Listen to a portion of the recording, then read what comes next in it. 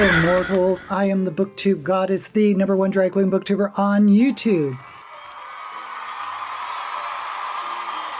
You may have seen that I reacted to the trailers for the Netflix Shadow and Bone series, and I was excited to watch it.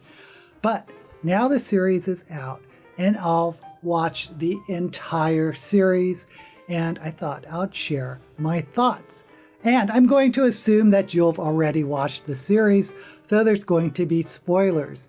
If you don't want spoilers and just want to know whether it's worth watching, I do give it my blessing. It's a fun fantasy series with a really neat subplot involving thief or rogue type characters. Now, if you don't want spoilers and want to click off now, please like this video before you go and subscribe to my channel if you are not already. And don't forget to hit that notification bell. Okay, now let's talk. Going into this, the only Grisha books by Leigh Bardugo that I've read were the Six of Crows duology, which I gave my blessing.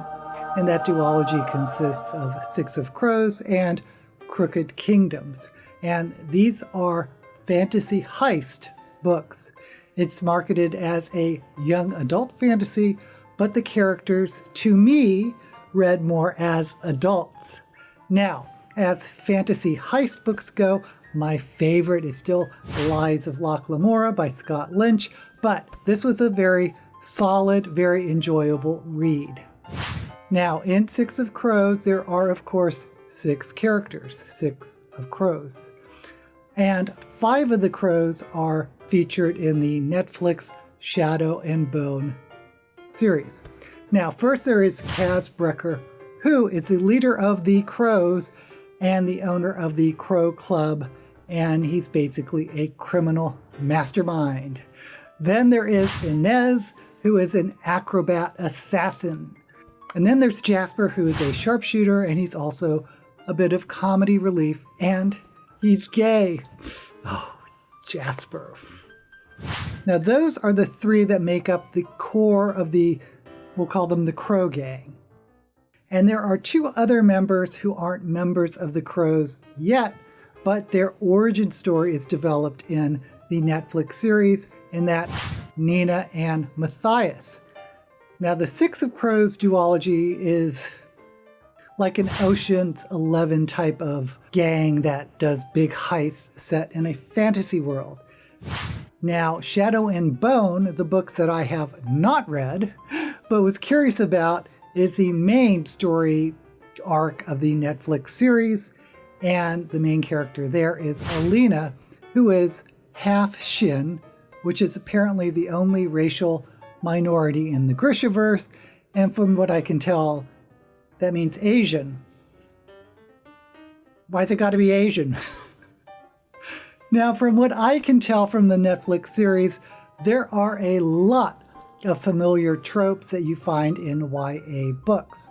Alina is a chosen one, the only magic user who can manipulate light. So she is called a sun summoner, and of course, she is an orphan. She is also a reluctant hero, which is a trope that actually really annoys me. She is told she has the power to save the lives of thousands of people, but she whines about it incessantly. Not a good look, Alina. Then there's that friendship to love trope. And the other main character is Mal, and he is another half Shin. And Alina and Mal grow up as orphans together, and they both join the army together, and they're always watching out for each other's back. And these types of tropes, the relationship seems to be like siblings at first, because you kind of think that they treat each other like brother and sister, which would be kind of refreshing if that was the main friendship, but no, it becomes obvious that they both have unrequited love for the other. And honestly, this isn't a trope that I particularly like, and it was pretty heavy-handed here. And it's a YA story, so of course there has to be a love triangle, and it's between Alina, Mal, and General Kirigan. And I actually didn't hate General Kirigan's seducing Alina, but it seemed to happen a little fast. Or there's something about it that I just wasn't buying how quickly she went for him, but maybe that's just me. I'm not a great judge of romance plots. I'm also not sure if they really succeeded in making clear the setting of the story. Alina and Mal are in the kingdom of Ravka, and they have joined the army. The army is divided into the normal army, the first army, and the army of magic users called the Grisha, which is the second army. And there are several types of Grisha. Some can manipulate one element, like fire or wind, and some can manipulate the physical bodies of others. And I think there's several types of those. Like some are healers, and some are tailors, and tailors basically can change the superficial features, like plastic surgeons. That's basically what they are, magical plastic surgeons. Anyway, the rarest magic users, or Grisha, are the ones who can manipulate darkness, and that's the power of General Kirigan. And the other is the power to manipulate light, who is, of course, Alina. Okay, so there's this kingdom of Ravka, but why do they need an army? Well, it's not really clear.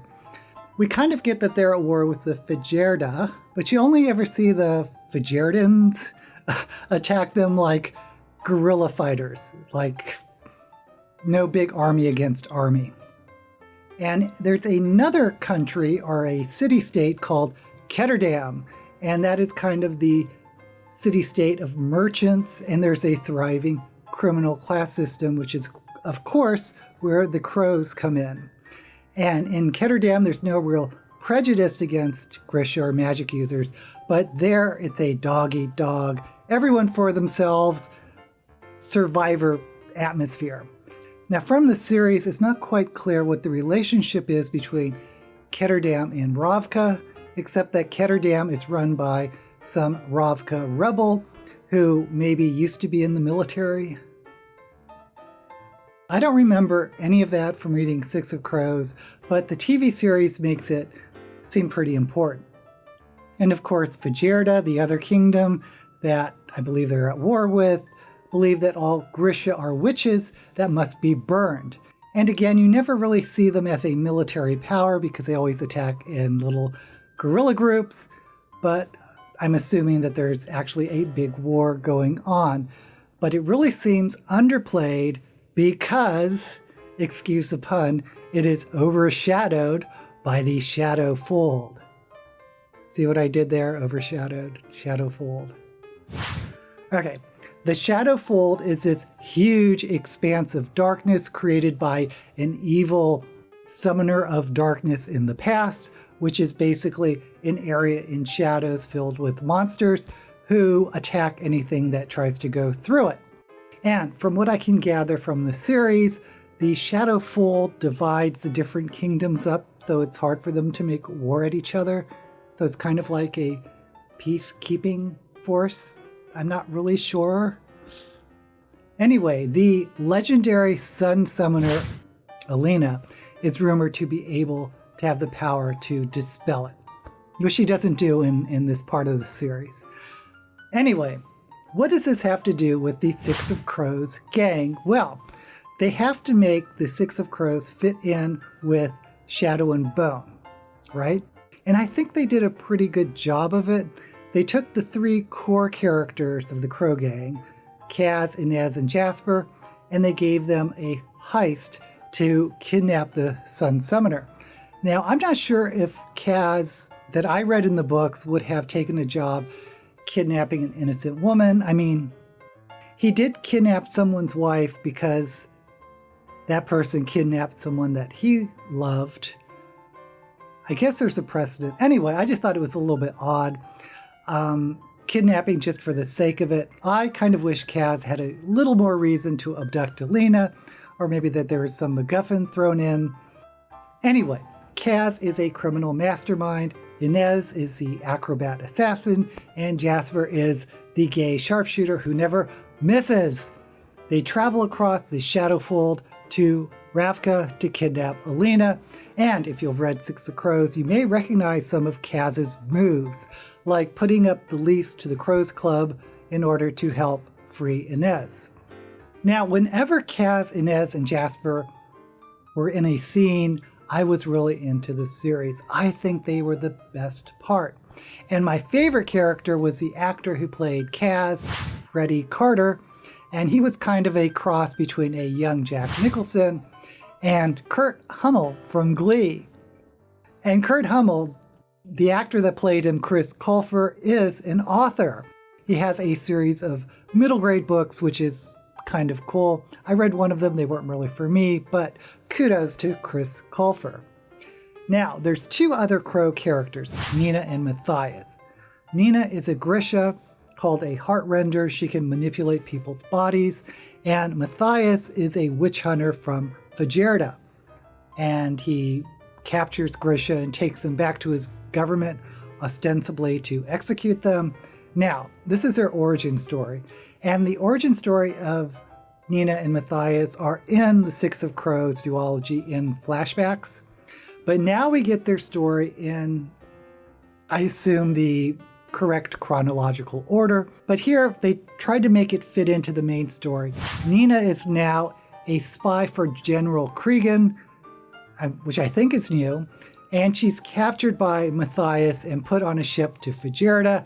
Then there's a shipwreck, and Nina and Matthias are stranded in the cold north. But they survive because of Nina's Grisha powers, and they start falling in love with each other. So you get hate to love trope both ways, which personally, at least watching it, I didn't really buy, but it happened. But then, in order to save Matthias from being killed by Grisha, Nina betrays him to another faction who hunt slave hunters. Am I getting that right? And it's complicated, and I'm not sure if the series really made it clear, but what was clear was that this storyline was way out in left field from the other storylines. I didn't think it connected to anything very well. I mean, they tried to connect it, and I didn't really love this storyline when I read it in the books, so here it really felt out of place.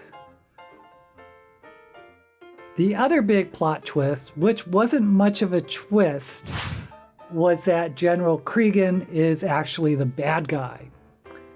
Okay, I'm not mad about it, but do we really need all those flashbacks to develop the reasons why he is a shithead? Maybe we did. It does give him some dimension, though at the end he is this mustache twirling villain. So what was the point? Oh, and then there's the whole storyline of bones of certain rare magical creatures that can amplify Grisha powers. And one of the magical creatures is a white stag. And I actually thought that Mal, Alina's childhood friend, had magical bones because the first time she used her powers was when they touched, but I guess it was actually the power of love or something. Anyway, there's this big storyline about hunting the white stag, and then General Kirigan betrayed Alina and used the stag to create, and this was actually kind of cool, an antler necklace that gets embedded in her clavicle. And obviously these magic bones play a big part in the Grishaverse because the title is Shadow and Bones. But I was kind of underwhelmed by this system. In the Six of Crow books, there's a drug that amplifies Grisha powers before driving them insane, which I thought was a lot cooler, but maybe we'll see that in season 2. Overall, I enjoyed Netflix Shadow and Bone. It gets my blessing. I have to admit, I was a little disappointed in the cinematography. I was kind of expecting that Lord of the Rings crisp cinematography that we got with Game of Thrones, which I think kind of spoiled us, because this Netflix series seemed a little bit dim or hazy or had that TV feel to it. And like I said, maybe we're just spoiled by Game of Thrones. Anyway, the story was good, Personally, I would have nixed the Nina Matthias storyline or somehow incorporated it in a different way into the main story. I especially liked the Crow Gang, Kaz, Inez, and Jasper. It makes me wonder if the creators recognized how predictable the Shadow and Bone storyline was and wanted to incorporate the crows because they recognized that was where the originality was. However it happened, I think it worked. But does it make me want to read Shadow and Bones? I think the answer is no. Without the crows, I didn't find the story that exciting, at least exciting enough to want to read on its own. What do you guys think? If you've read Leigh Bardugo's Shadow and Bone series, what did you think of the Netflix series? Does anyone think I should read the Shadow and Bone series? Convince me in the comments below. Until we meet again, may all the books you read be blessed.